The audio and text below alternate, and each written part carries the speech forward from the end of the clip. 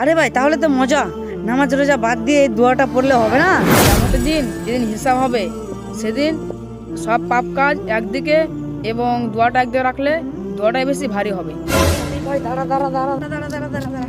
হ্যাঁ মুস্তাফা ভাই, বল খবর সবর। আরে ভাই তোকে 4-5 দিন থেকে খুঁজে বেড়াচ্ছি, তোকে দেখতে পাচ্ছি না। তুই কোথায় ছিলি এতদিন? আরে ভাই বাইরে ঘুরতে গেছিলাম, বাইরে খুব মজা।